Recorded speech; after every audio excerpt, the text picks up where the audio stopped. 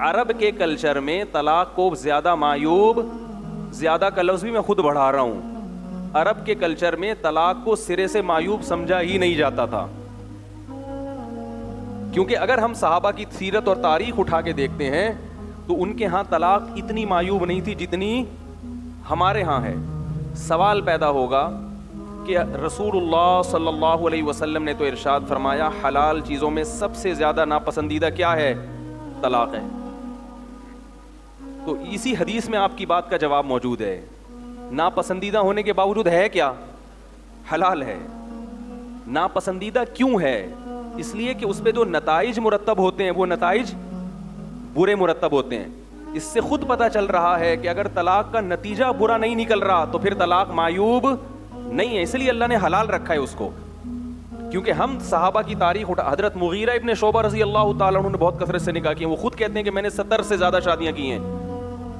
حضرت مغیرہ ابن شعبہ رضی اللہ تعالیٰ عنہ کیونکہ بہت زیادہ مالدار تھے، نکاح کرتے تھے، طلاق دے کے ٹھیک ٹھاک پیسے دیتے تھے عورت کو، پھر دوسری شادی کرتے تھے. اب ہمارے معاشرے میں طلاق کو اس لیے معیوب سمجھا جاتا ہے کہ لڑکی کا بیڑا غرق ہو جاتا ہے. اسی وجہ سے ہم بھی لوگوں کو طلاق سے منع کرتے ہیں کہ بھائی نبی صلی اللہ علیہ وسلم نے فرمایا جو اپنے لیے پسند کرتے ہو وہی دوسرے کے لیے. جیسے آپ یہ چاہتے ہیں کہ آپ کی بہن بیٹی کو معمولی بات پہ طلاق نہ ہو تو کسی کی بہن بیٹی کو بھی معمولی بات پہ طلاق مت دو، کیونکہ عورت کا بیڑا غرق ہو رہا ہے ہمارے معاشرے میں. حضرت حسن نے جن عورتوں کو طلاق دی ان کا بیڑا غرق نہیں ہوا. عرب میں طلاق یافتہ عورت کے لیے طلاق کا دھبا کوئی دھبا نہیں سمجھا جاتا تھا. آپ سیرت اٹھا کے دیکھیں صحابہ کی، ایک عورت کو طلاق ہوئی فوراً 10 رشتے آ گئے اس کے لیے شادی کے لیے. عدت گزرنے سے پہلے رشتے آتے تھے. قرآن نے پابندی لگائی ہے صحابہ پر کہ کسی عورت کی عدت سے پہلے نکاح کا پیغام بولو بھائی مت بھیجا کرو. یہ پابندی قرآن کیوں لگا رہا ہے؟ اس لیے کہ یہ ہوتا تھا.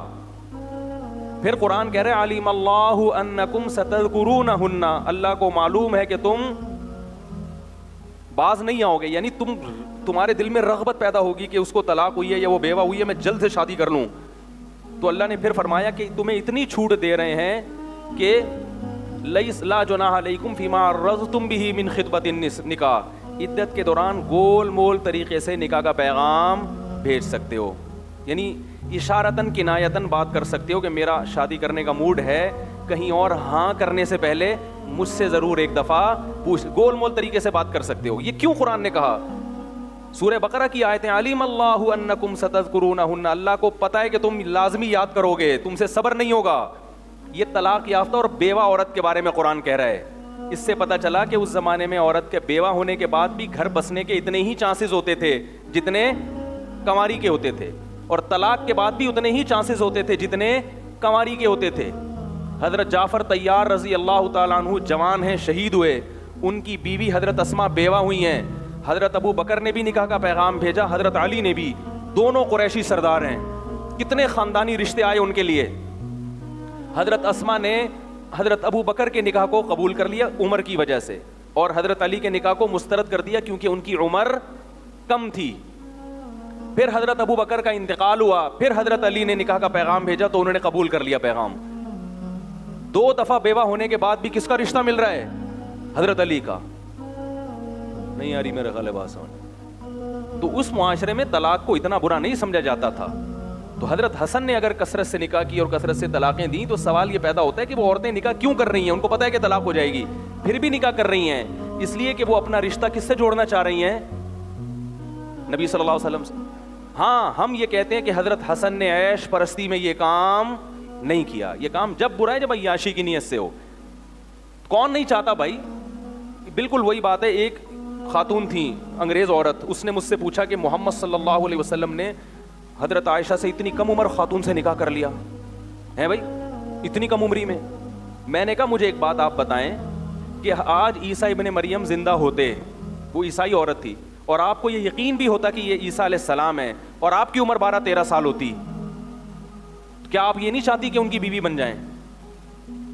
وہ کہنے لگی یقیناً وہ اگر پیغمبر ہیں تو میں ضرور چاہوں گی. تو میں نے کہا اسی طرح حضرت عائشہ کے والد نے یہ چاہا کہ میری بیٹی کس کی بیوی بن جائے؟ سید الانبیاء کی، سید الانبیاء کی بیوی بن جائے، چاہے وہ ان کی عمر 50 سال ہی کیوں نہ ہو. تو نکاح میں ایک ہی چیز نہیں دیکھی جاتی کہ عمر ہے یا اخلاق ہیں, بہت سارے مفاد ہوتے ہیں نکاح سے وابستہ ہوتے ہیں. اب رہا یہ مسئلہ کہ حضرت علی نے کیوں نہیں کی, تو حضرت علی رضی اللہ تعالیٰ عنہ کا قول ہے الطلاق قبیح, میں طلاق کو کیا سمجھتا ہوں, برا. تو طلاق بری ہے, لیکن اگر کوئی مصلحت ہو تو بری نہیں ہے. تو اس میں اختلاف رائے ہو سکتا ہے, ذوق کا اختلاف ہو سکتا ہے کہ وہ کہہ رہے ہیں میں علی طلاق جس کو پسند نہیں کرتا, جبکہ حضرت حسن سمجھنے کہ نہیں یہ نیت ہو تو کر سکتے ہیں. اور یہ تواتر کے ساتھ اسلامی تاریخ میں کثرت نکاح, جن لوگوں کے پاس زیادہ مال ہے, عرب آج بھی کرتے ہیں, جن کے پاس دولت بہت ہے وہ عورت سے شادی کر کے پھر اس کو پیسے دے کے طلاق دیتے ہیں تاکہ اس کو نقصان نہ ہو, وہاں عورت راضی ہوتی ہے. کسی عرب عالم نے آج تک اس عمل کے حرام ہونے کا فتویٰ نہیں دیا. حرام ہونا اس وقت جب عورت کو دھوکہ دیا جائے. بعض دفعہ یہ ہوتا ہے کہ عرب لوگ بیرون ملک جاتے ہیں, عورت سے نکاح کرتے ہیں, وہ سمجھتے ہیں کہ ہمیشہ کے لیے, اور پھر واپسی پہ اس کو طلاق دے کے بھاگ جاتے ہیں. وہ بیچاری حسرت سے دیکھ رہی ہوتی ہے. وہ برا عمل ہے, کیونکہ یہاں طلاق کا نتیجہ برا نکل رہا ہے, نتائج غلط نکل رہے ہیں. تو وہاں ہم یہ کہتے ہیں کہ بھائی اگر اس کو ایسے طلاق دینی ہے تو اتنا پیسہ دو کہ اس کے نقصان کی تلافی ہو جائے. یا اس کو صراحتاً تو نہیں کہہ سکتے کہ میں تم سے شادی کر رہا ہوں طلاق کی نیت سے, یہ تو متع جیسی صورت بن جائے گی. لیکن اس کو بتاؤ کہ میں امریکہ میں رہنا چاہتا ہوں, میں شادی تو کر رہا ہوں لیکن بھائی میرا کوئی بھروسہ نہیں ہے, میں واپس جاؤں گا تو میں نہیں رکھ سکوں گا تمہیں, میرے پاس وہاں سعودیہ لے جانے کے لیے پیسے نہیں ہیں.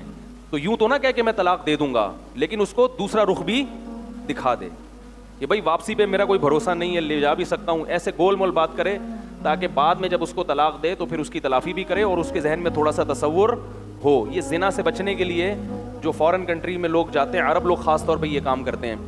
تو اس میں کچھ ڈیٹیل ہے, آپ یہ نہ شروع کر دیں ایک دم, کیونکہ ابھی میں اس ٹاپک کو پہ مزید لے کے چلوں گا تو بات لمبی ہو جائے گی اور وہ اصل موضوع رہ جائے گا. تو یہ وہ لوگ جن کو زنا میں پڑنے کا بہت زیادہ خطرہ ہے, وہاں ان سے کہا جاتا ہے زنا سے بہتر ہے کسی خاتون سے نکاح کر لو, اور جاتے ہوئے اس کو پیسے ویسے دو, اس کو راضی کر کے طلاق دے دو تاکہ اس کو نقصان نہ ہو.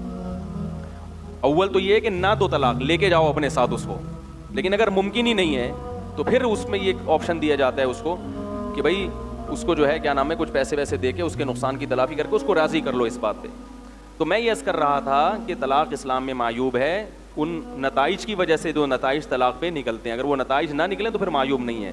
تو جو انجینئر صاحب ہیں نا, انہوں نے ہمارے کلچر کے لحاظ سے حضرت حسن کی شادیوں پہ اعتراض کیا ہے. اس بیچارے کو صحابہ کا اور اسلام کا کلچر معلوم نہیں ہے.